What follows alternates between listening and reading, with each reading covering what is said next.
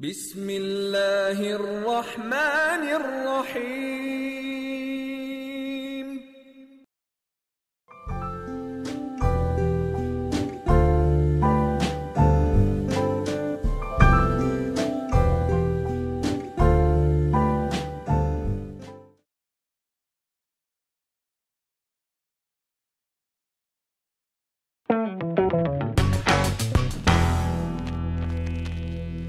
Hello, welcome to infamous 5। Recently हमने एक show भी किया था जो कराची में फायर फैक्ट्री इंसिडेंट हुआ था। बल्दिया टाउन में एक फैक्ट्री में जो आग लगी थी और उसमें ऑलमोस्ट 300 लोग अपनी जान से basically they passed away in that incident. हमने ये भी बात की थी कि उस इवेंट को उसके क्या प्रॉब्लम्स थे, क्या वजूहत थी, फैक्ट्री ओनर्स की क्या फ़ॉल्ट थी, सिस्टम की क्या फ़ॉल्ट थी, गवर्नमेंट की क्या फ़ॉल्ट थी, मीडिया की क्या फ़ॉल्ट थी। अभी रिसेंटली एक मॉर्निंग शो मैंने देखा था, रिपीट में मैंने देखा था रात में, और सोने से पहले मुझे इतना गुस्सा कभी ज़िंदगी में नहीं आया, टू बी वेरी ऑनेस्ट। और मेरा बस नहीं चल रहा था कि मैं सुबह उठूं, उस मॉर्निंग शो के सेट पे जाऊं और उस ओनर को मैं इतना सुनाऊं कि मतलब मेरा वाकई में गुस्सा निकले। हुआ ये है कि अगर मैं नाम ले सकती हूँ, शाइस्ता वाहिदी का मॉर्निंग शो था। उन्होंने बल्दिया फैक्ट्री में इंसिडेंट की जो विक्टिम्स की फैमिलीज़ को वहाँ पे लाके बिठाया था, और उनकी मदर्स जिन्होंने अपने बच्चों को खोया है, एक हफ़्ता भी नहीं हुआ इस बात को, उनसे अगर आप माइक उनके सामने ले जाके आप पूछती हैं कि आपको कैसा लग रहा है या आप क्या बोलना चाहती हैं, तो ये देखकर वाकई में मुझे बड़ा गुस्सा आया है कि अभी तक उनका वो दर्द गया नहीं है, वो इस इंसिडेंट को भूल ही नहीं है, वो अपने अभी तक सेंसेस में भी नहीं आए लोग सही से। exactly. तो उनके सामने आप ये जाके क्या पूछते हैं कि भाई आपको कैसा लग रहा है? आपको कैसा लगेगा कि अगर आपके चने बच्चे भी नहीं, खुदा ना खास्ता आपके कोई प्यारे भी फैमिली मेम्बर्स में भी होते हैं, आपका कोई दोस्त भी होता है, अगर उनकी डेथ हो जाती है, सडन डेथ, तो आपको कैसा लगता है? और आपको अच्छा लगेगा कि लोग आपके घरों में घुस के कैमरा माइक ले जाके आपसे पूछेंगे जी आपको कैसा लग रहा है? तो आई थॉट कि ये शो मैं ज़रूर करूँ आज, और इसमें मैं सबके ओपिनियंस लूँ और आपके भी ओपिनियंस लूँ कि क्या ये चीज़ सही है, क्या रेटिंग्स इतनी इंपॉर्टेंट है कि अपनी हम मॉरल और एथिकल रिस्पॉन्सिबिलिटीज़ भूल गए हैं। So starting off with the boys first because पर नमक छिड़कने का काम है ये, बिल्कुल जिस तरह से इन्होंने शाइस्ता वाहिदी ने जो आपने बताया, शो तो मैंने नहीं देखा, लेकिन जिस तरह से आपने बताया मुझे दर्द फील हो रहा है, क्योंकि जिस तरह से वो अभी एक हफ्ता भी नहीं हुआ है पूरा, और वो इस तरह से जाके उनके सामने उनसे घर वालों के बारे में पूछ रहे हैं कि आपको कैसा लग रहा है ये वो, तो ये बहुत ही बुरी बात है। और इसका अंदाज़ा वो वही लगा सकते हैं जिनके साथ ये हुआ है, वो नहीं लगा सकते जो पूछ रहा है, और सिर्फ वही लगा सकते हैं। I mean, एक मदर से उन्होंने शायद जाके पूछा जिन्होंने अपना बेटा खोया इस इंसिडेंट में। अब वो 10 मिनट तक वो बेचारी रोती रही हैं, उस अपने बेटे का नाम ले लेके वो रोती रही हैं, और आगे उनके जितने भी बैठे थे वो भी अपने फैमिली मेम्बर्स के प्यारों को याद करते हुए रोना शुरू हो गए। क्या ये चीज़ मीडिया पे लाना ज़रूरी है? I mean, क्या आपको नहीं पता कि ऑलरेडी उनकी वो क्या एक्सपीरियंस कर रहे हैं या वो क्या सोच रहे हैं, उनका साइकोलॉजिकल स्टेट क्या है इस वक्त, और हमारा ज़रूरी है उनके चाहिए? तो मतलब बाकी में बोलना है कि वो जो नहीं कहते जैसे मैयतों पे भी आप खुदा ना खास्ता अगर जब आप जाते हैं तो लोग जब आपके, एक तो मुझे बहुत नफरत आती है जब आप उनके प्यारों से पूछते ना क्या कैसी हो, ठीक हो? भाई ऑब्वियसली सही नहीं है यार, जाहिर सी बात है, उनकी वैसी स्टेट ऐसी होती है, और फिर आप इस तरह जाके फजूल के क्वेश्चंस उनसे कर रहे हो। इससे अच्छा आप जाएं, दुआ करें उनके लिए, उनको सिर्फ बोलें कि देखें हम हैं आपके साथ मॉरल सपोर्ट के लिए, सब्र करें। लेकिन उनको मीडिया और कैमरा में लाके बिठाना और फिर पूरी दुनिया के सामने उनको इस तरह सारे मॉर्निंग शोज एक ही वो दिखा रहे हैं। मैंने तो एक पे देखा कि एक शो पे आई थिंक एआरआई वाले पे था मॉर्निंग शो, उसमें एक वो बच्चे को बिठाया था whose mom and dad died, और वो उससे माइक लेके आप बेटा आपको कैसा लग रहा है चलेगा, और लिटरली बच्चा जो था वो फ्रीज हुआ था, और वो लोग ऐसा होता है ना, वो क्या अब रोजा एक आंसू निकाल दे, क्या चल रहा था यार?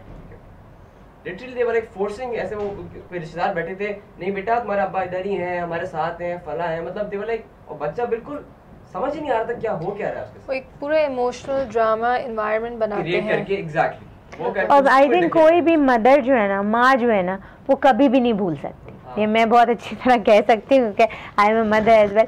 कोई सारी दुनिया भूल जाती होगी, लेकिन एक माँ जो है ना वो कभी भी नहीं भूल सकती, आज से 100 साल बाद भी, क्योंकि माँ के लिए जो बच्चे की मतलब हम हैं, अगर एक जो है ना इंजेक्शन भी अपने बेटे को लगवाने जाते हैं ना, तो मैं तो नाश्ता भी नहीं करके जाती थी, मेरे हस्बैंड मैं उनको कहती थी मैं आके नाश्ता करूँगी, मैं पूरे रास्ते सोचते जाती अब ये कितना रोएगा, अब ये कैसे चुप होगा। हालांकि मुझे पता है कि सारे ही बच्चों को लगते हैं वो सारे इंजेक्शन और सारे ही बच्चे हैं और लेकिन वो तकलीफ जो है ना मतलब आप शायद उसका अंदाजा नहीं कर सकते। और एक माँ बाप के लिए ये बहुत ही बड़ी बात है, मतलब औलाद के सामने तो माँ बाप चली जाती है दुनिया से, एक दुनिया का रूल है, लेकिन और कोई माँ बाप कभी भी ये नहीं सोच सकता कि मेरा बच्चा जो है ना मेरी आंखों सामने चला जाए।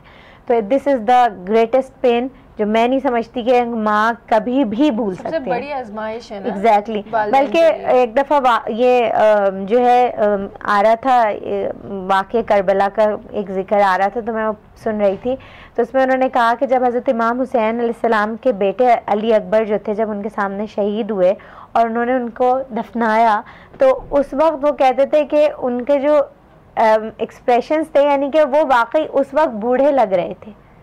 मैंने कहा था मैं इस वक्त अपने, क्योंकि मेरा जवान बेटा जो है ना वो उसको मैंने अपने हाथ से दफनाया, तो मैं वाकई बूढ़ा हूँ। तो वो जो माँ है जिसके जवान बेटा चला, किसी के 2-2 बेटे भी चले गए, तो आप उनसे जाके अगर ये सवाल पूछेंगे आपको कैसा महसूस हो रहा है, तो मेरे ख्याल से तो आप बहुत बड़े बेवकूफ़ हैं। और ये भी नहीं कि आपके घरों में घुसना, आप उनको अपने एक बच्ची जो है जो तकरीबन छोटी सी बच्ची थी जो जिसके फादर की वो लोग ढूंढ रहे थे, उस वक्त तक शायद उनकी डेड बॉडी भी नहीं मिली थी, टीवी पे मैं देख रही थी।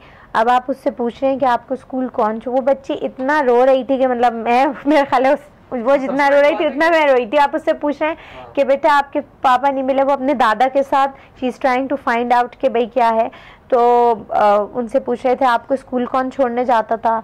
आप वो बच्ची उससे पूछे, जब उस मतलब वो बच्ची इतनी मासूम थी कि जब उससे उसका नाम पूछा तो वो अपने फादर का नाम बता रही थी। तो मतलब आप इस तरह नहीं करें यार, किसी के इमोशंस हैं आप उनको। सबसे बड़ी बात है करके आप प्रूफ क्या करना चाह रहे हैं, मतलब क्या आपकी मीडिया उनके साथ दुख में साथ है, बात उनको उसी में ढकेल रहा है। भाई अगर है ही, अगर करना ही है तो गिल्टी पार्टी से उनके घरों में घुसो। बिल्कुल।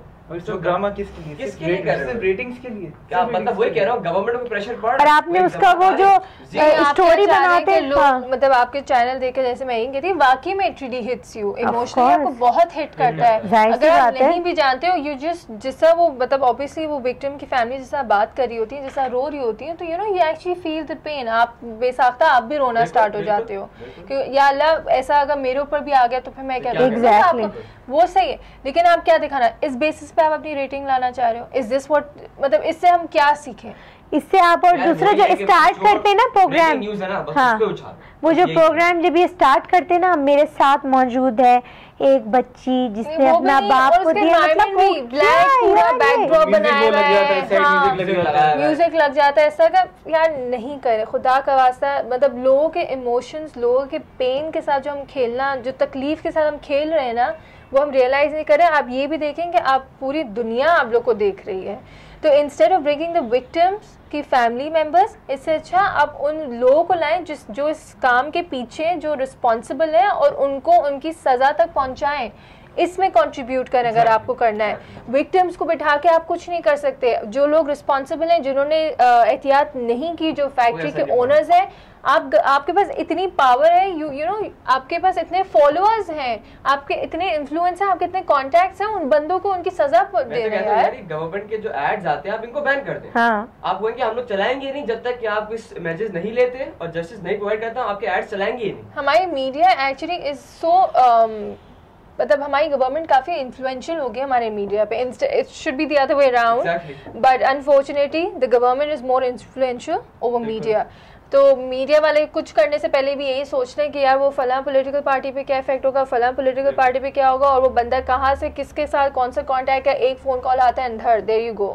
आई थिंक और दूसरा उनका और भी ये, एक तो ये करते हैं, दूसरा अच्छा जी इनके घर का कमाने वाला चला गया, इनकी बहन है, एक बेचारी खातून थी अल्लाह माफ़ करे जो कि डिसेबल थी, उनका एक बेटा और एक बेटी थे, तो वो दोनों ही मतलब अनफॉर्चुनेटली उनकी डेथ हो गई and the woman was literally crying. जाहिर सी बात है वो अपना फ्यूचर सोच रही है ना, वो ये सोच रही होंगी कि अब मेरा क्या होगा, जाहिर सी बात है बच्चे भी उनके चले गए।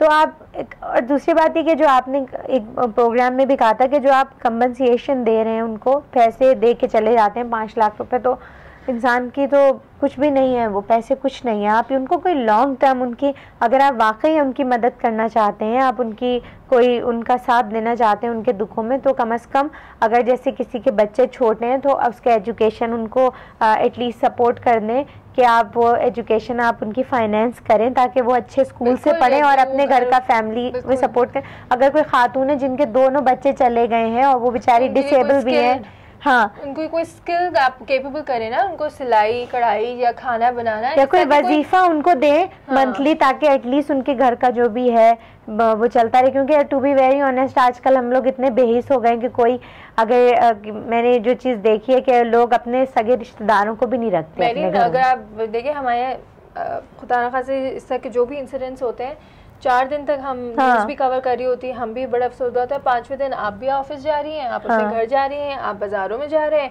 हम सब अपनी लाइफ में बिजी। और वो हमारे जो एक बात ये भी है ना, जो रिश्तेदार भी है ना, वो भी बेचारे सब उनको सपोर्ट नहीं करते। आप वाकई में इस टाइम आजकल बेहिसी तो मतलब मैं कहती हूँ एक्सट्रीम पे है ना, कि अगर आप रोड पे भी खड़े होकर देखती हैं कि कोई गलत काम हो रहा है तो हम सब आंखें बंद करके खड़े हैं। वही अपनी हमारी उसमें कोई इन्वॉल्वमेंट नहीं है ना, हमारे मतलब का काम नहीं है वो। मेरी नानी जो थी वो ये बताती थी कि चूंकि वो लोग इंडिया से आए थे पाकिस्तान, तो जाहिर सी बात है उनके पेरेंट्स इंडिया में ही थे और वो उनसे मिलने भी जाती थी, तो वो बच्चों को साथ में नहीं लेके जा सकती थी। मेरी जो मदर वगैरह होती थी, तो मेरी नानी बताती थी कि मेरे नाना चूँकि यहीं रहते थे और उनकी नेबर्स में खातून थी जो अपने घर पे खाना बनाती थी, फिर उसके बाद यहाँ आके खाना बनाती थी मेरी अम्मी के लिए और उनकी जो बहन सिस्टर मेरी जो आंटी है उनके लिए, और उनको खाना वगैरह खिला के फिर अपने घर वापस जाती थी। मतलब वो टाइम में आपको बता रही हैं, इतना कंसर्न था। हालांकि वो सोचे कि भाई ये तो अपने माँ बाप से मिलने गई, मुझे क्या करना है इनके घर में जाके मैं खाना पकाऊं या इनके घर में मैं जाके।